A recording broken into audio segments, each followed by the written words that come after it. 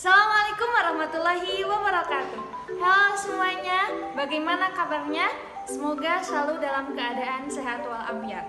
Oke, sebelum memulai pembelajaran, mari kita berdoa sesuai keyakinan masing-masing terlebih dahulu. Berdoa dimulai. Berdoa selesai. Oke, pada pembahasan sebelumnya, kamu telah mempelajari tentang dasar-dasar bilangan berpangkat. Apakah itu? Oke, betul sekali, bilangan eksponen.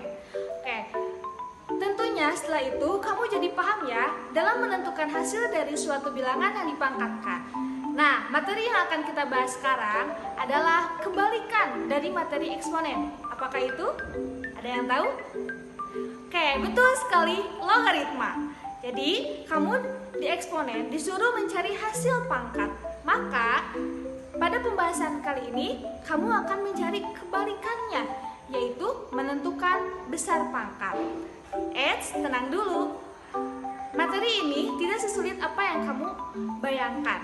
Video pembelajaran kali ini akan membantu kamu untuk memahami lebih mudah tentang logaritma.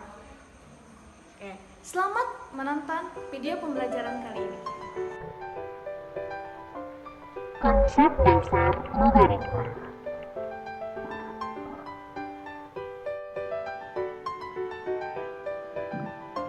Apakah ada yang tahu bentuk apakah ini? Itu logaritma. Ya, betul. Ini adalah bentuk dari logaritma. Ada yang tahu apa pengertian logaritma? Pengertian logaritma. Logaritma adalah suatu inverse atau kebalikan dari pemangkatan atau eksponen yang digunakan untuk menentukan besar pangkat dari suatu bilangan pokok.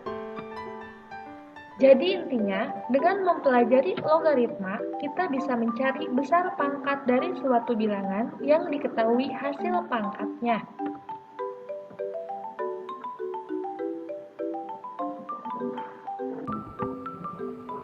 Loh, bukannya mencari besar pangkat itu mudah ya?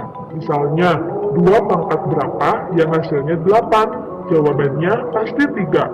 Kenapa harus pusing-pusing belajar logaritma?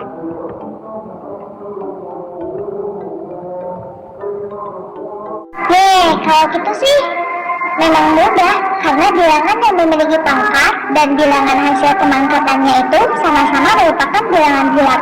Tapi bagaimana jika salah satunya ada yang desimal? Contohnya 5 pangkat berapa yang hasilnya 2,236? Ayo.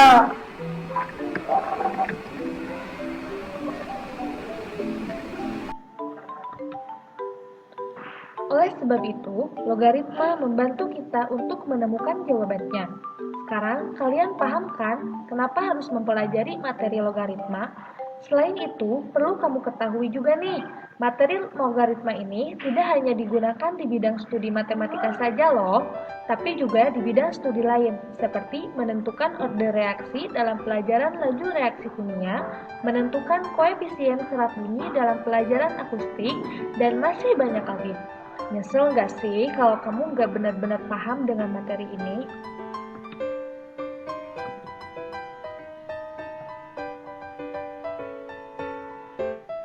Nah lo, gimana? Paham nggak? Paham, Bu.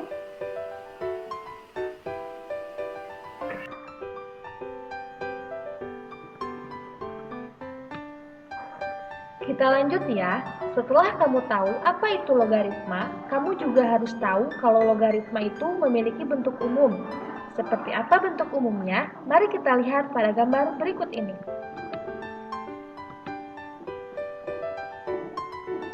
Bentuk umum logaritma. Jika A pangkat N sama dengan X, maka A log X sama dengan N. Keterangan, A sama dengan bilangan pokok atau basis. A ini merupakan bilangan pokok atau A ini merupakan bilangan pokok atau basis. Syaratnya A lebih besar dari 0 dan A tidak sama dengan 1.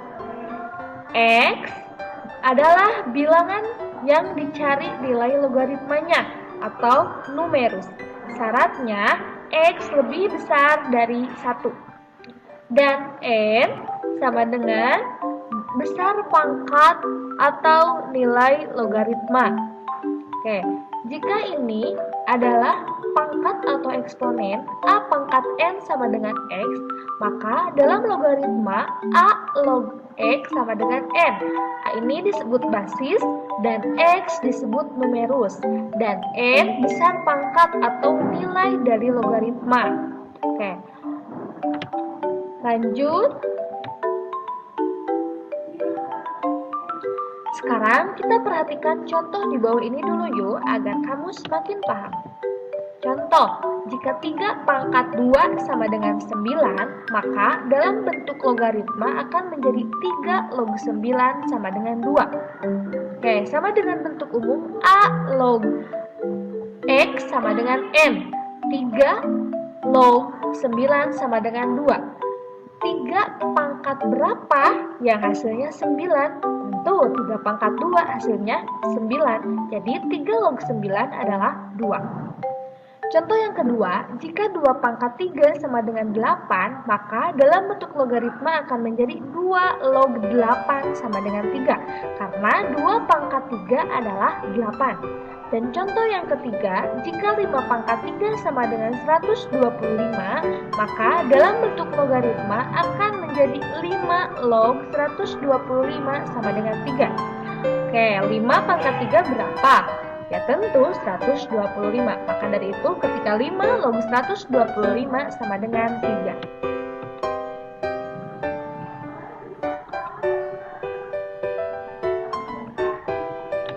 Gimana? Sudah mulai paham kan? Nah, biasanya nih kamu masih akan sering bingung untuk menentukan mana angka yang menjadi basis dan mana angka yang menjadi numerus. Ya enggak. Tenang squad, kuncinya kamu ingat saja kalau bilangan pokok itu basis, letaknya di atas sebelum tanda log. Dan bilangan hasil pangkat itu numerus, kotak, letaknya di bawah setelah kata log. Mudah kan?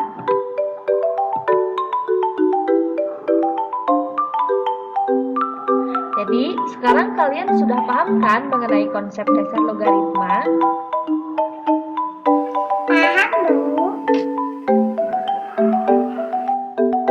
Pada pertemuan selanjutnya, kita akan membahas sifat-sifat logaritma.